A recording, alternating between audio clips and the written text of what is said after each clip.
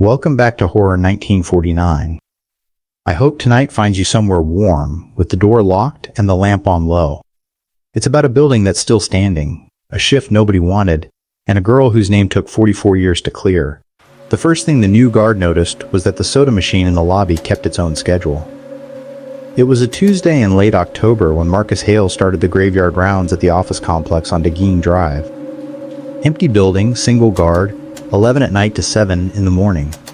On his third shift, sometime past 2, the vending machine in the corner of the lobby lit up on its own, ran its compressor for a long 10 seconds, and dropped a single can into the tray. Marcus hadn't touched it. He hadn't been near it. He walked over, picked up the can, and found it warm, like it had been sitting in someone's hand. He told himself the wiring was old. He drank the soda anyway. And he did not yet know that he'd just been handed the same corner of the same room where, decades before him, a teenager had bled out under fluorescent light while the rest of the valley slept. Marcus was 34 and out of better options. A back injury had ended his warehouse work, the disability checks had stopped, and his ex had primary custody of their daughter in a town 2 hours north. The security gig paid $18 an hour to sit in a chair and walk a loop. He took it the way you take any rope thrown to a drowning man, without asking where the other end was tied. The building itself was unremarkable, which was part of why it unsettled people who looked closely. 4 stories of tinted glass and beige concrete, the kind of Silicon Valley office box that gets built, leased, gutted, and re-leased so many times that nobody who works there knows what stood there before. By day it held a software firm and an accounting outfit. By night it held Marcus, a clipboard, a ring of keys, and the particular silence of a place engineered for 200 people and occupied by one. His routine settled fast. Punch in at the front desk. Walk the perimeter. Ride the elevator to 4, sweep down floor by floor. Check the stairwell doors. End in the lobby.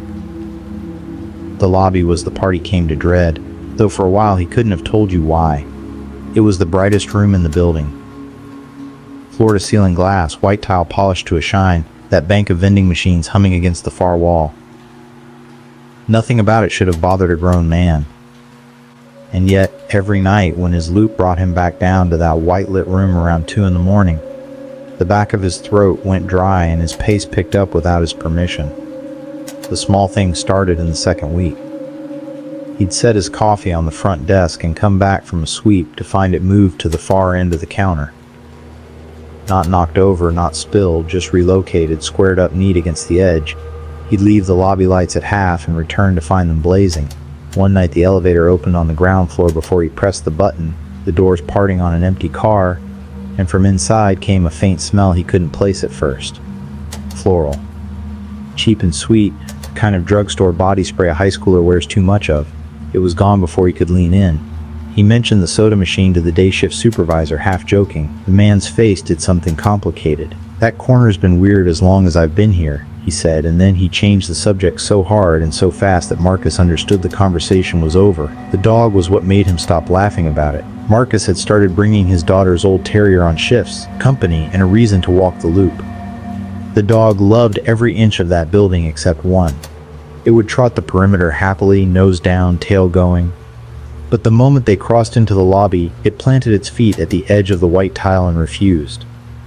It would stand at the threshold staring at the vending corner, low growl building in its chest, hackles up in a ridge. Some nights it whined and backed toward the door. It never once set a paw on that floor. Animals don't read history books. They just know when a room is the wrong temperature in a way thermometers can't catch.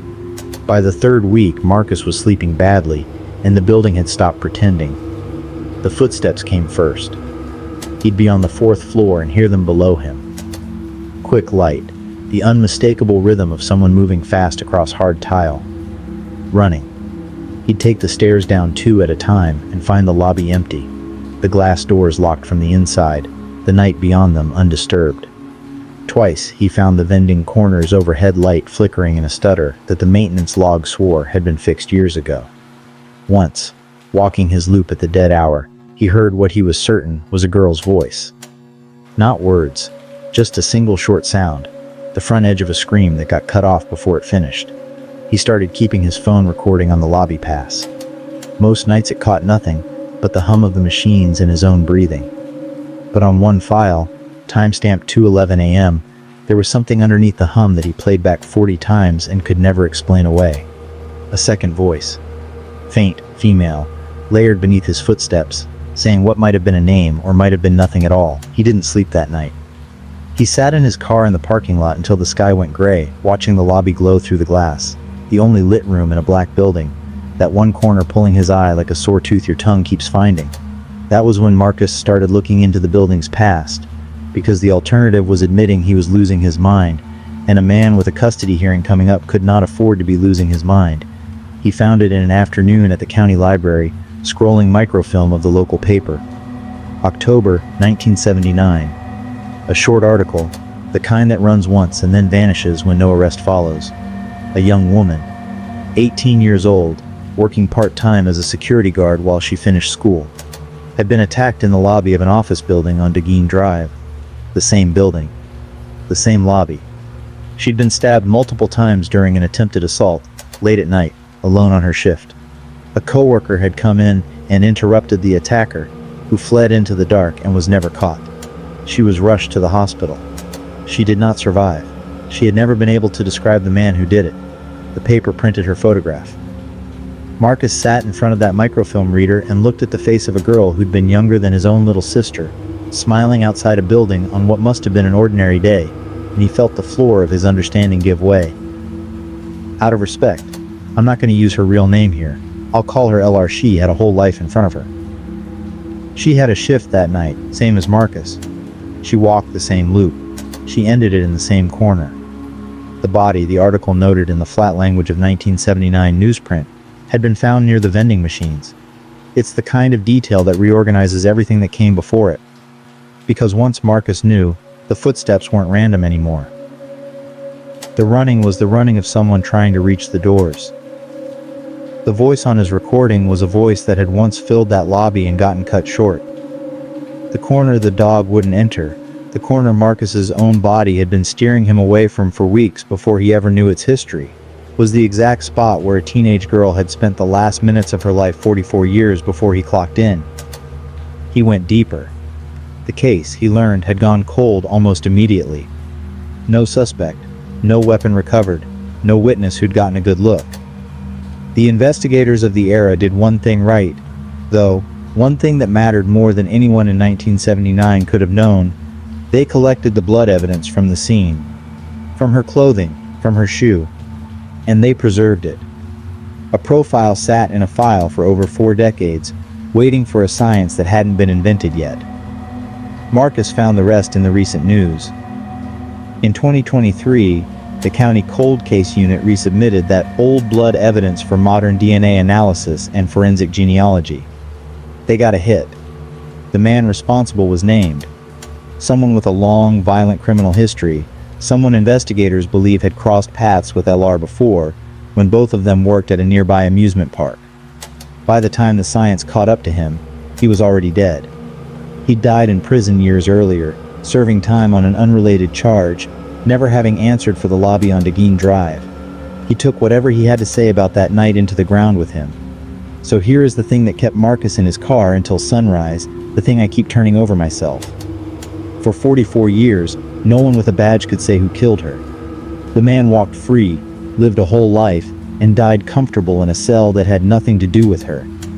And the whole time, in a bright white lobby that a software company leased without a second thought, something kept running for the doors at 2 in the morning. Something kept turning the lights all the way up, as if the dark was the enemy. Something kept a soda machine warm in a corner where a girl once reached for the last ordinary thing she'd ever touch. You can call that faulty wiring in an old building. A lot of people would.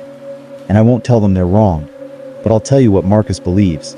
He thinks she was never trying to scare anybody. He thinks she was doing the night shift, same as him. He thinks she was trying, the only way she had left, to make somebody finally notice what happened in that room. And that maybe, in 2023, when strangers in a lab said her killer's name out loud for the first time, somebody finally did. Marcus quit the job a month later, not out of fear, he told me, out of something closer to respect. He said it didn't feel right anymore, drinking warm sodas and walking laps in a place that was, to one person at least, the last room she ever stood in, The building's still there. Still leased, still lit.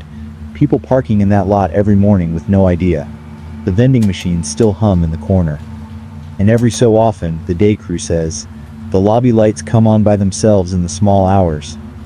Every light, all at once, like someone who's been left in the dark too long and just wants, finally, to be seen. Thank you for sitting with this one, and for sitting with her. If you've worked a graveyard shift in a place with a past, tell me about it down in the comments. I read them all.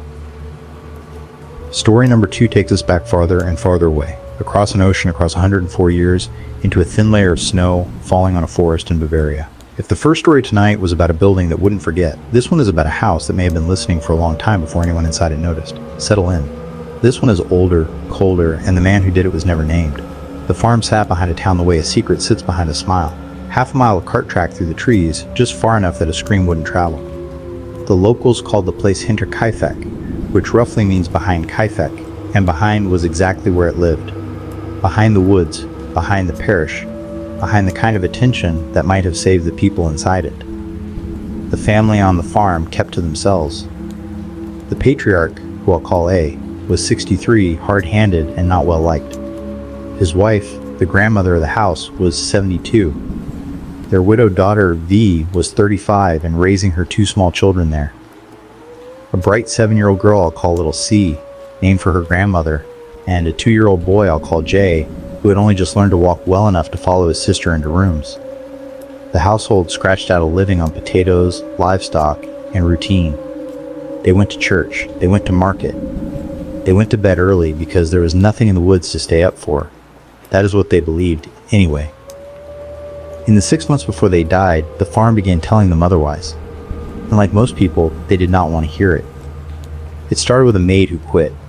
Late in 1921, the woman who had worked in the household packed her things and left.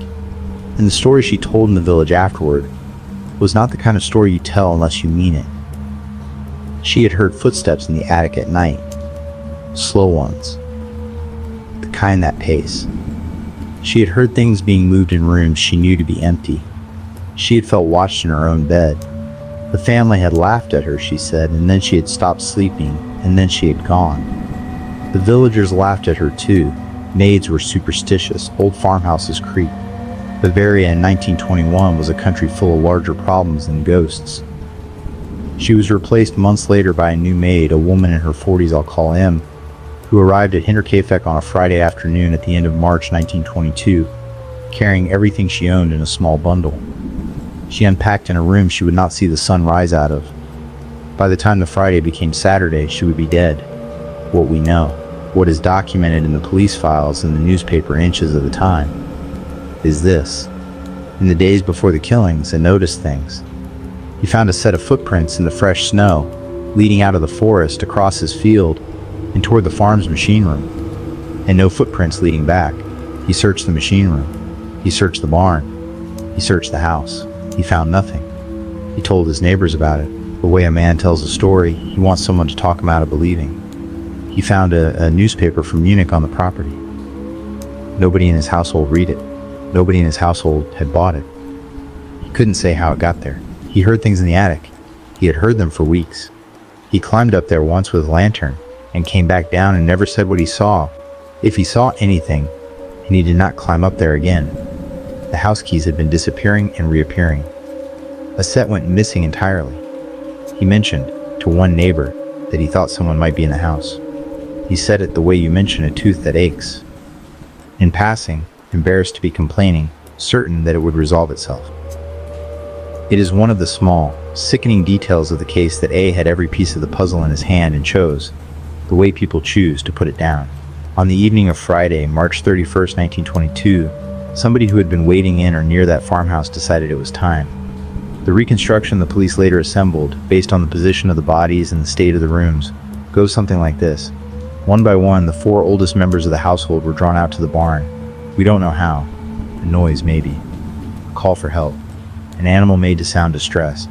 The grandfather went first, or perhaps the daughter. Investigators have argued about the order for a century. Each of them stepped into the lamplit dark of the barn, and each of them was struck down with a mattock, a heavy farming pick. swung by someone strong enough and patient enough to wait between victims so that the next person to come looking would still walk in willingly. The grandmother. The daughter V, little C, the 7-year-old, who had been alive long enough at the scene that the investigators later determined, from the state of her, that she had lain on that barn floor for hours before she finally died, lying there, in the dark, listening to a house she could not get back to. Then the killer walked the short distance from the barn to the farmhouse. He let himself in. In a bedroom, he killed the toddler J in his cot. In another bedroom, he killed the new maid M, who had been in the house for less than a day, who didn't yet know which floorboards creaked, who had no reason to expect that the worst night of someone else's 6 months of warnings would also be her first and only night under that roof. And then, and this is the part that of all the parts, is the one I cannot stop turning over, he did not leave. For 3 or 4 days after the murders, somebody lived in that farmhouse. The animals were fed. The cows were milked. Meals were cooked in the kitchen and eaten, and the dishes were set in the sink. Smoke came from the chimney. The dog, who had been tied up that night, was found alive when the bodies were finally discovered. Neighbors who walked past the property in those days later told investigators they had seen a figure at a window or smoke from the stack, and thought nothing of it because of course they thought nothing of it. The family was home. The family was always home. That was the entire point of Hinterkaifeck. What was he doing in there for those 3 days? Sleeping in their beds, probably. Eating bread that V had baked the morning before she went out to the barn. Standing at the kitchen window with a cup of something hot, watching the road. Walking past the barn door, behind which little C had finally stopped breathing, on his way to feed the chickens. The phrase the German investigators used, in the dry language of police reports, was that the perpetrator remained at the scene. Behind that phrase is a room temperature you can't quite calculate, and a man we will never name standing in it. He left, eventually. He must have. By Tuesday, April 4th, when neighbors came to check on the family, because the little girl had missed school and the daughter had missed choir, the farmhouse door was locked and no one answered. The neighbors went around to the barn. They found the 4 of them stacked under a layer of hay, as if hidden by someone who had to keep walking past them and wanted them out of sight. They found the toddler in his cot. They found the new maid in her bed. The dog was still barking. The investigation that followed was, by the standards of 1922, enormous and clumsy in equal parts. More than 100 suspects were considered over the following decades. Theories piled on theories. A jealous neighbor with a grudge against A discharged soldier passing through the woods. The girl's father, presumed killed in the war, returned. Outsiders, insiders, drifters, family. The mattock, the murder weapon itself, was eventually found exactly where the killer had left it, in the attic. The attic A had told his neighbors about. The attic the first maid had quit over. The attic where, by every available piece of evidence, somebody had been hiding and listening and waiting for weeks while a family ate dinner 1 floor below, while a 7-year-old said her prayers, while a toddler learned to walk. In 1955, German police interviewed witnesses one last time and quietly closed the active investigation. The case officially remains unsolved. A century later, every few years a researcher publishes a new theory, names a new name, and the file is dusted off and looked at and put back. The skulls of the 4 victims found in the barn were sent away for forensic analysis in the 1980s and were lost in transit, never recovered. There is no DNA to test. There is no killer to arrest. There is no last chapter coming for this one. Whoever climbed down out of that attic on the night of March 31st, 1922, walked into the woods behind the farm and walked, as far as the records of this world are concerned, straight out of history. The farmhouse itself was torn down a year after the murders. The villagers couldn't stand to look at it. Where it stood, there is now a small memorial, a stone, a cross, and the field around it has been quiet for 104 years. People who go there at dusk say it isn't a frightening place. They say it's a tired one. A field that has been listening for too long and would like, very much, to be allowed to forget. I think about the first maid sometimes. The one who quit. The one nobody listened to. She heard pacing in the attic in 1921, and she did the bravest thing anyone in this entire story did. She believed her own ears and she walked out the door. She lived. She told the story and got laughed at and lived. And somewhere in the village, for the rest of her life, she had to know that she had been right, and that being right had not been enough to save anyone but herself. If there's a lesson in this one, and I'm not always sure there is one in these stories, maybe it's that.